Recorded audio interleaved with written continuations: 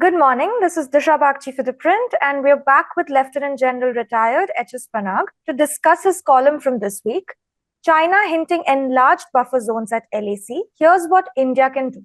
Welcome back, General. Thank you for being here. Yeah, always a pleasure. In this week's column, you examine China's plan to assert its position on the borders, including the Depsang Plains, by forcing creation of buffer zones and more. In your analysis, you use the term the Arab and the Camel approach to describe China's strategy in the Aksai Chin region. Could you tell us more about what this approach means and what does it mean for India's defense strategies? You see, China has been known right from 1949, when the communists, seized power, to seize territory. In fact, it's strategic goal to get back the lost territories, which it claims that it has lost, over a period of time, and particularly in the last 200 years. It usurped Xinjiang and Tibet because they were very weak and they were in proximity and close by. It added 44% more land mass to its territory. I mean, to China. 44% more land mass. Now, then, having done this, it started doing the same thing on the Sino-Indian border. Now, up to 1955, it never brought up the issue of that there is a boundary dispute. Whenever the question was raised, even while signing the Panchsheel, Chow En-lai always said that, well, these are legacies of the colonial era and we will sort them out, etc. But it was never put into black and white. But having signed the Panchsheel agreement with us for peace, non-aggression, etc., at the same time, they were building a road right across Aksai Chin to link Xinjiang and Tibet. Now, at that time, the area was remote and we didn't have the means, though the information started filtering in by 55, 56. And finally, in 1957, they invited the Indian ambassador for the inauguration of the Aksai Chin Road passing through our territory. And not only that, they started creeping forward into the Aksai Chin, and till our patrols started clashing. That means, to begin with, they make a small encroachment, and then they keep enlarging till, like the Camel, who pushed the Arab out of the tent finally. So that is what they have been doing. It's not only here, even in the South China Sea, they have been doing the same thing with the islands, to which there are so many claimants. In fact, they have drawn a 7- or 9- line.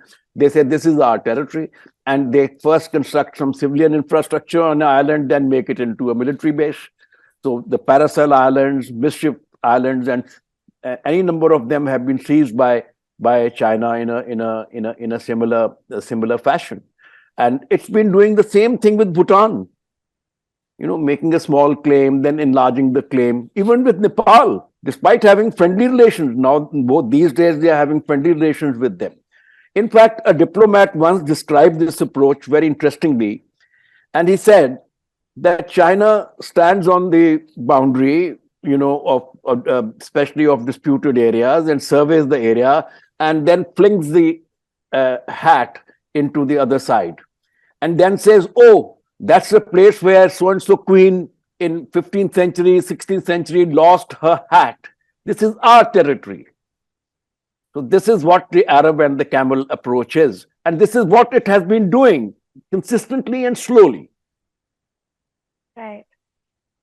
You also previously mentioned the salami slicing approach in one of your previous columns, talking about China's strategies in this region. So how do you think China's military strategies in the region have changed over the decades? And how do you think India is coping with these changes? See, actually, China has been fairly consistent as far as its claim in Ladakh is concerned. Once it spelled out the 1959 claim line in the letter that Chow En-lai wrote to Prime Minister Nehru on 7th of November 1959, it has never deviated from it. Now, what happened over the years is that as the Chinese withdrew 20 kilometers behind after 1962 unilaterally, and there were reasons, military and political reasons for that, so India started asserting its will on the borders, and we started moving forward to, at least up to the McMahon line, in the northeast, and up to the areas which we felt we held in 1962. So in certain areas, we had actually crossed the 59 claim line, or the Chinese version of the 59 claim line, because the coordinates of the 59 claim line given to us in 1960 are so far apart that in between you can twist the line the way you like, that follow the Nala or follow the ridge. So it's in Doklam, where the Chinese claim that the 59 claim line passes through the area of Crossroads or Y Junction. And in Galwan, there was no dispute really. They just wanted to come in a little extra. In the case of Changchenmo Valley, again, they have redrawn the 59 claim line, which was not originally so, and it runs 3 to 4 kilometers into our area. At north of Pengong Tso, originally 59 claim line did pass through Finger 8, but over the period of time, they said, no, that was a rough alignment, etc., and they have changed it to Finger 4. So these were the areas where they felt that we had come across the 59 claim line over the years, And so it is in these areas that they started creeping forward. First, they called them the areas of differing perceptions, and then created an odd incident here and there in Depsang Plains, like in 2013, then in Chumar in 2014. So they kept creating these incidents here and there to assert their claim, And finally, in 2020, they came in strength and came up to all these points of the 59 claim line, except in Damchok. And that's very interesting because in the Indus Valley, that's where Damchok is located, the Chinese version of the 59 claim line is at Phukche, which is another 30 kilometers, westwards into India. But because there are a number of villages and habitation is extremely important issue in these matters, because everybody is sensitive, because once you disturb a habited area, it's war, right? So they knew that we were not holding on to these areas and we were only patrolling up to them. So they creeped in and came up and occupied these areas. So this is another term for the same thing, salami slicing. But so that's where it rests. In the Northeast, the problem is little different. The problem is that while the 1914, the McMahon line was agreed to between Tibet, India and China, China did not sign the Simla Agreement of 1914.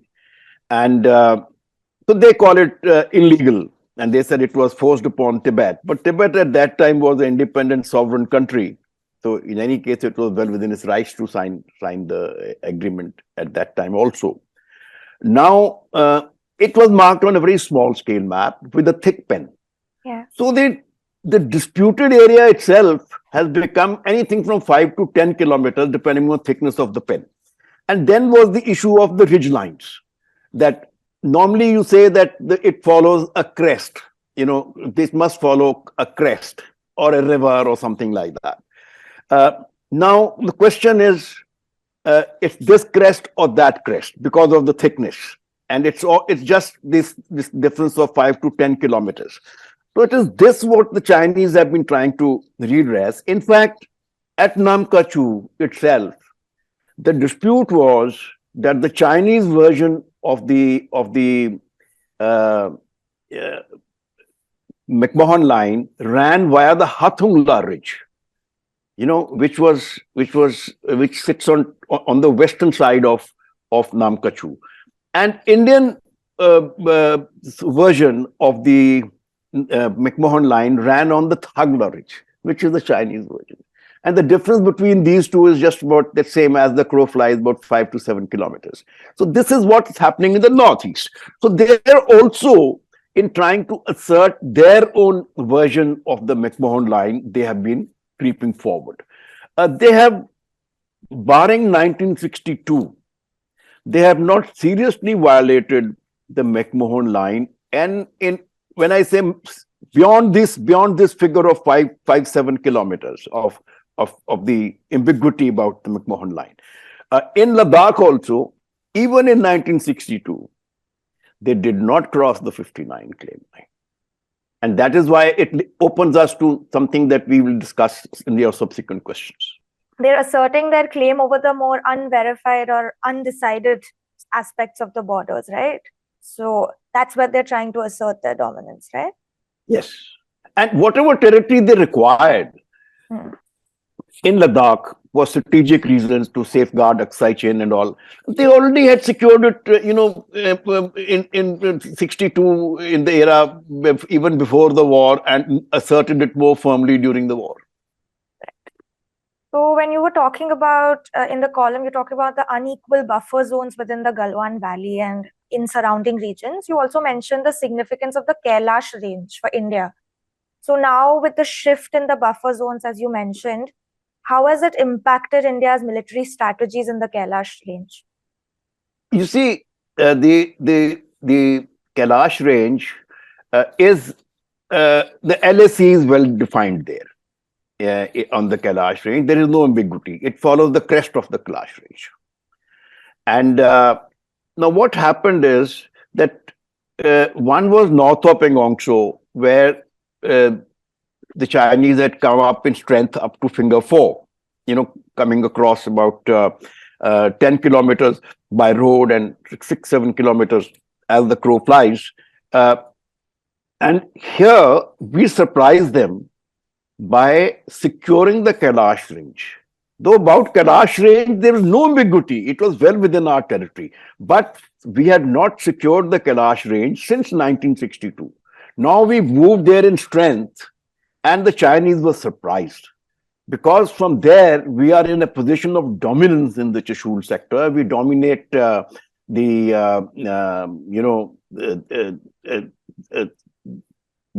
lake and the infrastructure on the other side, to the eastern side of the Kailash range. And so the Spangurso lake is called the Spangurso and opens the way to Rudok. So this was a vulnerability. Now, when the negotiations began to, India, of course, was saying that we want status quo ante 2020 May.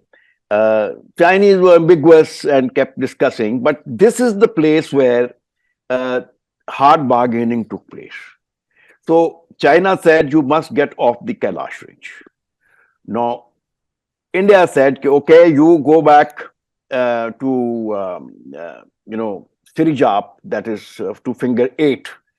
And so a buffer zone got created between Finger 4 and Finger 8. Now, it was an equidistance buffer zone in the sense, equal buffer zone, except that we were patrolling up to Finger 8 and Chinese were patrolling up to Finger 4. Also, both sides were patrolling. So both sides moved back and we went down to between Finger 3 and 4, and they went down to Sirijap. So that is how that part was. Now, to bring about that agreement, they insisted that we get off the Kailash range, probably to start the peace process, probably to start negotiations about the rest of the areas which they had usurped in May 2020. we agreed to come off the Kailash range. As I mentioned earlier, there's no ambiguity about the Kailash range being the LAC passing over the crest. Now, the Chinese went to they had also come on top of Kailash range, but lower than us because we were on the crest. Both sides have come into the valley. So while the Chinese have gained a lot here, in the sense that the threat that we pose to them is gone, and whereas we have had to come from a dominating place, and Kailash range is an intrinsic part of our offensive and defensive plans if an actual war takes place. So to that extent, it was a disadvantage. And well, I suppose in fact, I wrote a column then in February 2021, and I called it I analyzed as to why was this standalone agreement. And it was a standalone agreement because other agreements had not yet begun, despite the statement given by the Raksha Mantri in the parliament, where he said that negotiations will now start in the other sectors. Other sectors took much longer to resolve and, this thing. So it was a standalone agreement. And to that extent, I would say that it is disadvantageous to us that we got off the Kailash range. But probably, as I said, it was a beginning to be made for negotiations to commence for an eventual settlement of the current dispute. Right. So towards the end of your column, you talk about the Depsang Plains and how negotiations you feel have come to a dead end in regards to the plains. So what do you think this means for India and the future of the region? See, the only place where we have got a foothold on the Aksai Plateau. The Aksai itself is a little higher plateau than the rest of the area that we have in Ladakh. Right. And it is the westernmost part of Aksai, that is the Dibyo sector or the Depsang Plains. Now, it is a place that gives us a foothold onto, in the sense that we don't have to start climbing to a higher area. We are at level with them, and it's a territory that Chinese feel that we can use for an offensive. Though since we are on a limb and the road can be cut off, that is kind of a far-fetched kind of a threat the Chinese perceive, but they do perceive it. And so here, the 59 claim line passes from a place called, there's a Y Junction, and sometimes called Crossroads, Bottleneck. It is a place east of one of our posts called Butse, and about 20 kilometers south of Daulat Beg Oldi. That from where the access goes to about 5 patrolling points, 10, 11, 12, and 13, including 1A in between. So 10, 11, 12, 13, and I think 11A. This portion, they did patrol up to Crossroads and Y Junction, in the last 10, 12 years, especially since 2013. And we patrolled up to these patrolling points, 10, 11, 12, 13.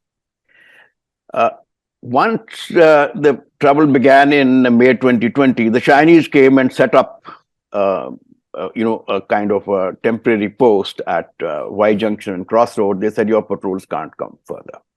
Now, to avoid escalation, we did not raise the ante, and we remained on our side. So now, after the agreement was reached in Pengongso, Kailash Range, Changchenmo, where there was a 3 to 4 kilometer withdrawal, mostly in our territory, and in Galwan Valley, again about 3 kilometers in our territory, again, unfortunately. Now the negotiations are set on the Depsang Plains. India says, look, we were patrolling up to 10, 11, 12, and 13.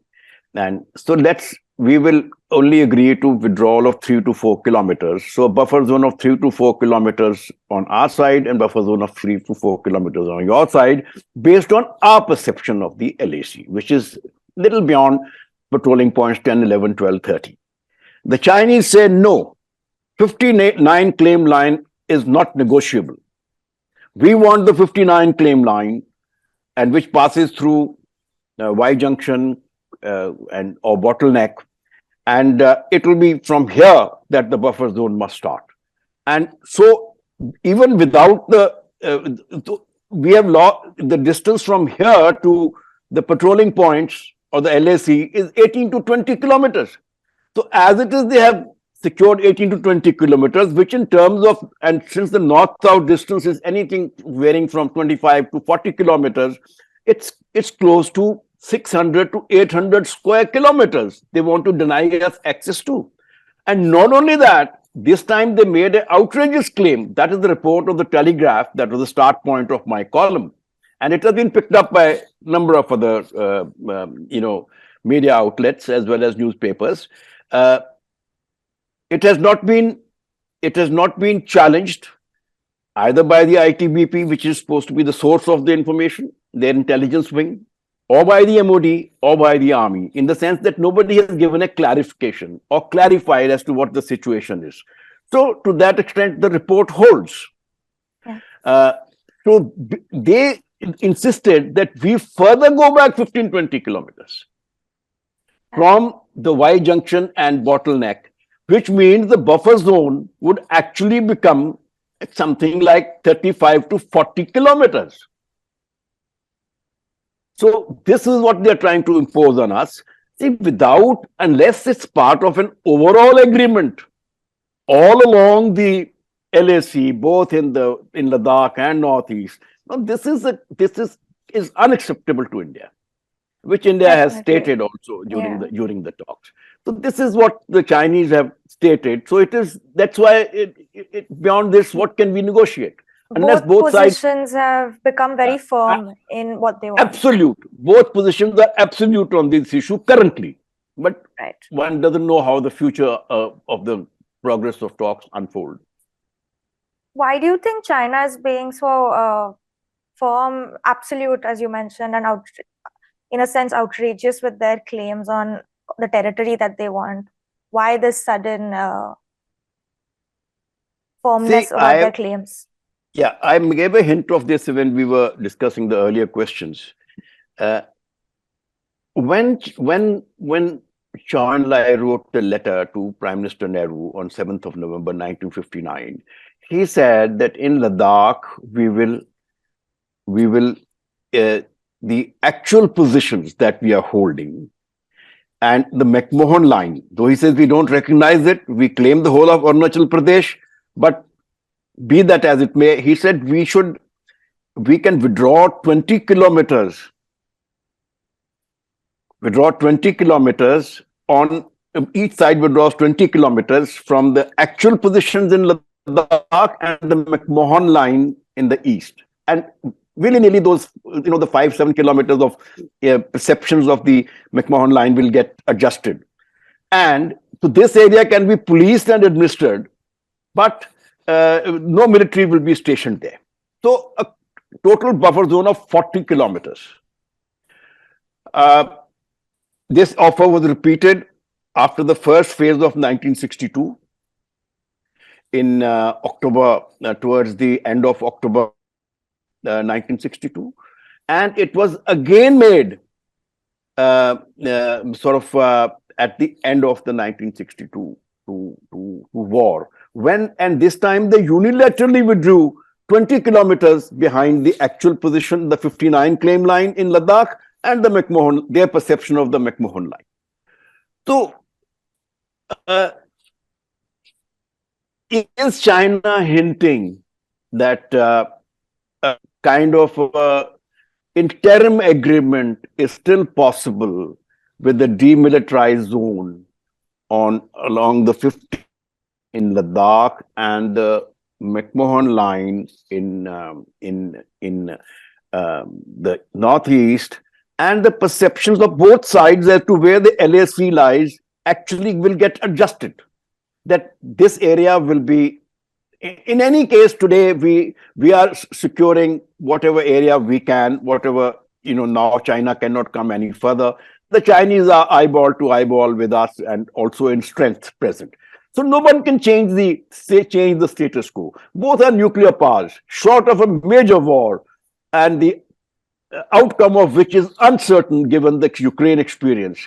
So the likely probability of such a war is very, very low. To a buffer zone of 20 kilometers, less or more on both sides from the present positions held. I'm emphasizing present positions held, because in the Northeast, we are almost there. Barring a few odd places, we are almost there. And as per Chinese perception, in certain places, we are across the McMahon line. In Ladakh, yes, there has been a loss of about, which we controlled before May 2020, about 1,000 square kilometers. But a withdrawal of 20 kilometers on both sides with no military deployed as an interim agreement, in my view, is a good start point to discuss. What the government finally decides it depends on a host of other factors, domestic public opinion, the overall, legality of the whole issue, and plus what will happen in future, and so on and so forth. But it's a good start. It's a good start point, and in my view, this is how it is likely to unfold. Right. Because in India, it's an extremely sensitive issue. For China also, nationalism has been on the upswing. It's again a sensitive issue, but Chinese government is a totalitarian government. But in our case, we have the parliament resolution that every inch of our sacred territory will be seized back from China, or for that matter, from Pakistan. That resolution was passed later. But the fact is that we are not in a position, unless China collapses tomorrow, to ever get back this territory. Right. So as an interim agreement, leave the final settlement aside, to bring about peace, and so that we can uplift our economy, as I have mentioned earlier in my previous discussions, that we need to raise our economy to 10 to 15 billion to be in a trillion to be in a position to challenge China. And our armed forces must get reformed. We need time. We need 10, 15 years. It cannot happen in a jiffy. Right. So this is where the thing rests. And I think it's a good start point for future negotiations. You think the interim agreement is a viable option in sense of not only is it a start for negotiations and talks between both countries, but also gives India time to develop its army and its economy and grow as a country? Absolutely. And not that after that we are going to fight a war, for war between nuclear states is unlikely, but then we are in a position, then we cannot be pushed around in any manner. Any manner. And to that extent, I think it's a good start. Well, thank you, General. I think the discussion really brought up some interesting points about what China has been doing in the region in terms of its military strategies, but also looking at the future. Where are negotiations going to lead? Where is this dispute going to lead? So thank you so much. So for viewers interested in reading the full article by General Panag, as well as look at other discussions we've had on this issue, the links to it will be in the description below. Thank you so much, and we will see you next week.